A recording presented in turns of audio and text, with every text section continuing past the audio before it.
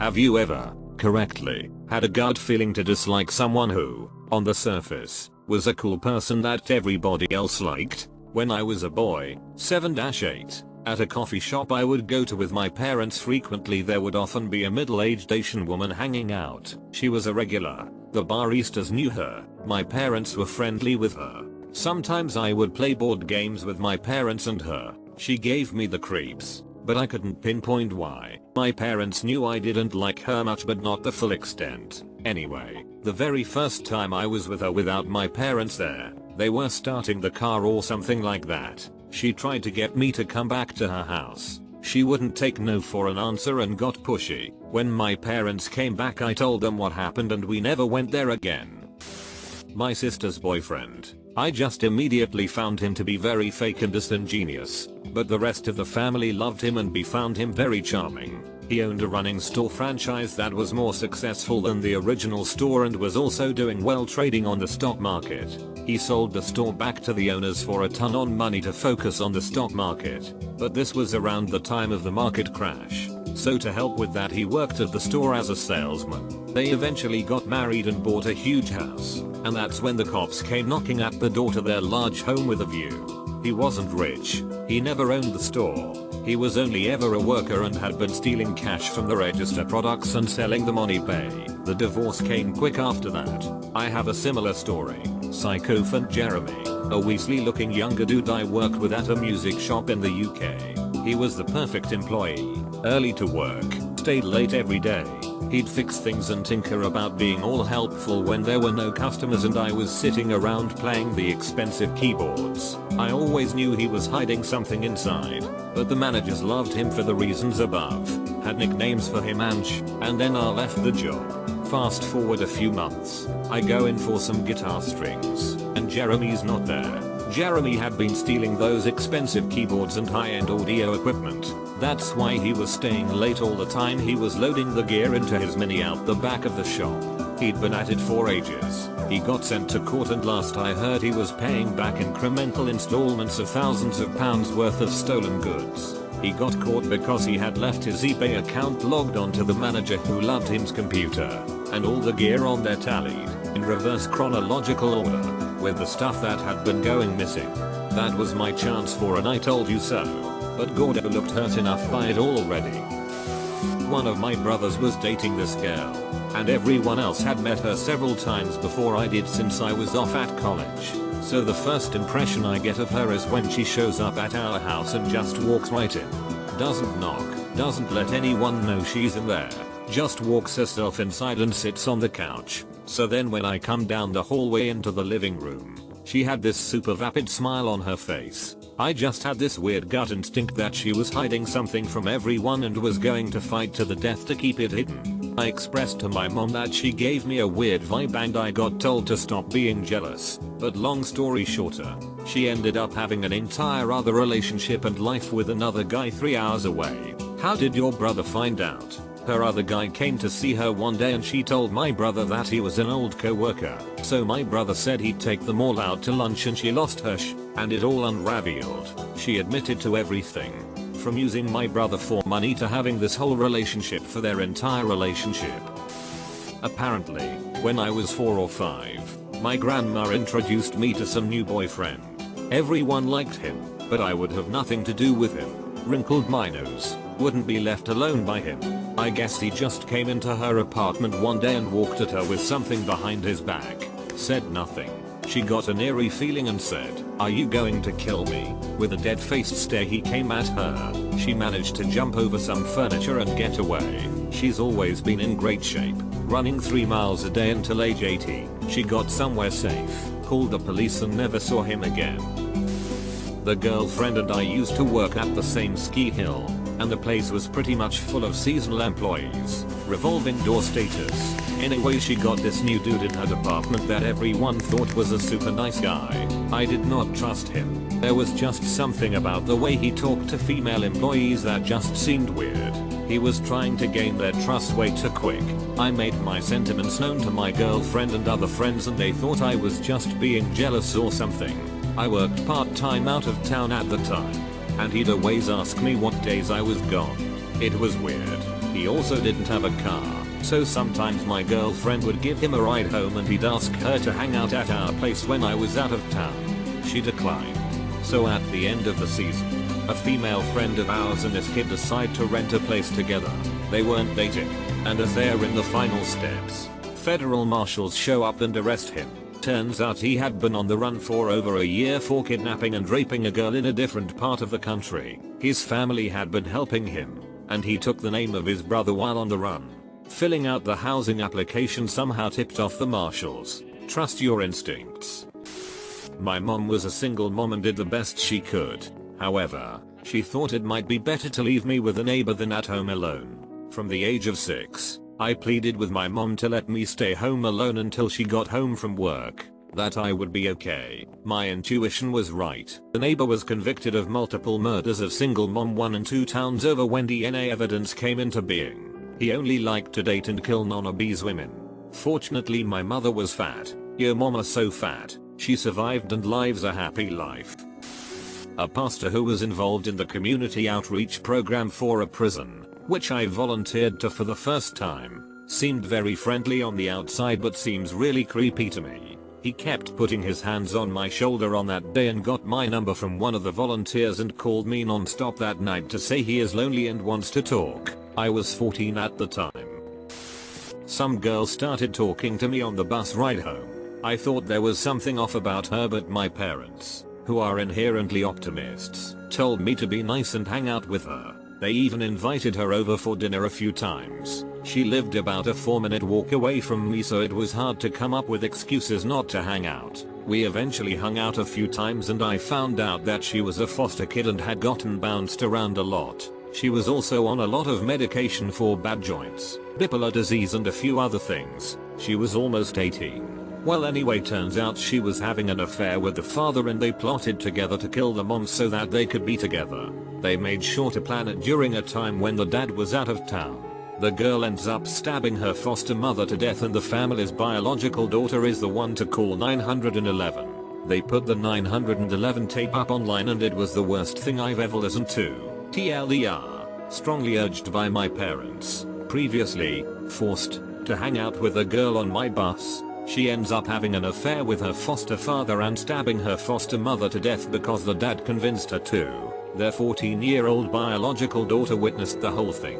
While in the army we moved into a new house in upstate New York. We were being neighborly and talked to a guy across the street. He had 5 kids, no wife. He also had multiple neighborhood kids playing in the yard. He told us we can always send ours over. He gave us both this horrible feeling, so we smiled and gfo. About a year later my wife told me, I was in Kandahar, that his kids were taken from him. He had been doing inappropriate things with them at least ever since his wife died. My stepdad, on the surface, he seemed like a good guy, went to church twice on Sundays and once on Wednesday, always helped out when someone needed help, whether it was something as simple as loaning $5 to something as complicated as roofing a house. Had a good paying job, refused to smoke inside the house. When him and my mom went out on dates, he always made sure to bring home food for all of us, and toys for the younger kids, would randomly take everyone out to dinner, or to the theater. Despite all of that, I disliked him from the moment I met him, even before he showed interest in my mom. People told me I was being paranoid, not to worry about. Fast forward a year, him and my mom are married. I just got a job and was waiting on my first paycheck to move out on my own. My manager gets a frantic call that I need to come home pronto. My stepdad had been secretly spending all of our bill money on pot. We were about to be evicted. The power had already been disconnected. Water service was about to be. And stepdad tried to kill my pregnant mom. A few years ago, when I was still in college, I took a summer job at a movie theater. I met a lot of really cool people there, including myself. But there was this one guy who always gave me the creeps. We'll call him Drew. He was friends with almost everyone, including myself, and had been for years. We'd attend the same parties and he'd do all these little things that would feel like red flags to me, but apparently not to anyone else. Fast forward about a year. I no longer work there. ISO and I have been together for maybe a year, and he has been promoted to manager.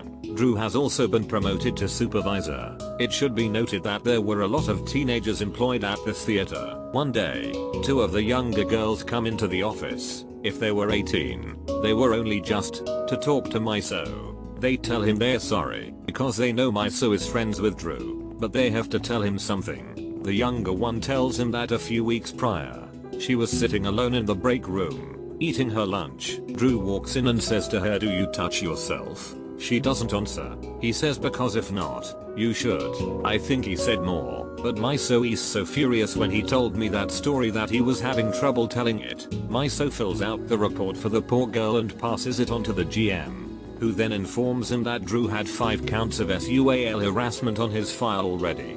But corporate loved him, so they could never fire him. Miso never spoke to Drew again. Last I heard, he was fired, removed from his job at a brewery by security for SUAL harassment. Many of our other friends are still very close with him. I don't understand it, but I'm just thrilled to have that creep out of my life. Kind of related, not a person but a dog. Years ago I had a GF who lived at home with her sister, parents, 3 dogs and a cat. One of the dogs was a big goofy lab that loved everyone. I mean everyone. 2-year-olds could climb all over him and he loved it. Anyway, the sister had been seeing some guy for a little while, maybe a month, and she's bringing him home to meet the family for the first time. The guy hadn't even come to the door yet. The dog was in the house and went ballistic. I had never seen anything like it. He went from goofball to apex predator. Needless to say, he couldn't come in the house. They had to leave. About 2 weeks later the sister comes home. He had slapped her and she ended it. She also found out that he beat his ex-wife Biff for her. One of my husband's aunts has a German Shepherd. He's a big dog, scared of his own shadow and fireworks type. He once knocked down a cousin and growled at her because he thought I was being rough with my kid. No sweetie, he saw you being rough and protected the kid. It was literally his first time jumping on anyone, let alone knocking them over. He's seen us roughhouse and laugh. I would argue he knows the difference between real violence and play. He's a good dog and always get table scraps from me now, and cuddles when there are fireworks. My mother's cousin is a vet out in a rural area. This dude makes bank and is a really super nice guy. He was very close with his elderly mom and dad. Sadly, his first wife lost a ton of weight and then felt that she was out of his league and left him. Few years later he shows up to my mom's house with his Sophia Loren type, 10x out of his league. She was all sweet and sugar pie to everyone. I forgot what I did to piss her off, but it was an accident, but she broke character for just a second and let Cruella de Vil show through. I was a kid, and she grabbed my arm and looked at me like she would kill me. Everyone said I was crazy and mean and that Lux aren't everything and that she loves him. Like I was trying to sabotage his relationship. F me right. Flash forward 2 years, she kicked his parents out of the house they were in for 50 years, sold their home against their will, stole all their money, forced him to choose between them and her. Sadly he chose her. She drained him, tore apart his family and ruined the last year of his father's life. He died scared and miserable. Told his mother, "Just give me the money. You won't live long enough to use it." It broke her heart that her son just stood there. But karma paid her a visit to the tune of acute leukemia and she died. His mother is still alive in her 90s and doing pretty well. He's back in the fold, just sucks his father didn't get to see the end where everything went back to the way it was. City council hired another medic. Older dude with long hair. Not that that matters. He was new to the scene, recently completing the course. Guy why awesome to hang out with. Went to the bar with the younger emts. Played video games, etc. At first I thought he was cool, but as I observed his work, I was his superior and did his probationary eval, I noticed something was off. At the private council meeting I spoke openly about this in his 30-day review. I stated something was off. He didn't seem like a people person and generally the type that would do this job. They said that I had no grounds to state that he wasn't suited and that he did his job as described. I countered with the fact that when caring for people, being a people person is an unwritten rule and that doing your job without caring leads to mistakes. And in our job field a mistake means death. They weren't having it, so I finally said, "Look, in this job field you need to learn to read people, and in telling you that something isn't right here." City council told me that basically I was jealous because he got along with the emts. Honestly, I could care less. I'm not in this job for them. Fast forward a month and I get a call from an air about an hour from us. They said that their report said the patient was administered 80 milligrams of dog X. The patient denied receiving it, and since they couldn't figure out WTF the medic would have even given it, they ran a tox panel on him which showed that he did not receive it. The doc told me normally he'd let it slide as an error and ask me to speak to him about accuracy, but he felt something was off. I thanked him and after hanging up pulled the trip sheets. Right in the run report it has the dog, the amount given, and the time. I pulled up the narcotics log. It showed dog given and replenished along with the tag numbers. Next I called a friend of mine who is a local cop and was off duty at the time. He came over and I opened the other medic's narc box. Sure enough it had been opened and replaced. We then went through his logs for the past 2 months he had been working and located at least 12 times dogs had been given when probably not needed. I called the air doc back and explained to him and his exact quote, "Here's my personal phone number and our lawyer's number. I'll fax you over a written statement along with the test results. I'll see if we have anything on other patients he brought in." My buddy then called dispatch to tell the council members there was an emergency at the station and they need to come in. When they got there we showed them all the evidence and what we suspected. Within 15 minutes we not only had a DAR approval but also a judge sign an arrest warrant. Turns out the dude admitted to having a 20-year painkiller addiction that he ran out of sources, so he figured being a medic would give him easy access. He even told the judge he was worried that he would have killed someone just for the meds. At the trial I was asked for what resolution I wanted. I told the judge, being a paramedic I've seen how dogs change a person and that I don't hold him fully responsible. On my recommendation he got 3 months in a locked dog rehab facility followed by 6 months of house arrest. 4 years later the dude is clean and runs a fundraiser to help raise money for the end to provide anonymous Narcan services and dog awareness programs. Today this guy would be an honored member of my crew. Addiction literally changes people. The end result is I now am solely responsible for hiring the medics, reviewing, and dismissal. I no longer need to justify to council why someone was dismissed. This job is one where a gut feeling decides someone's fate.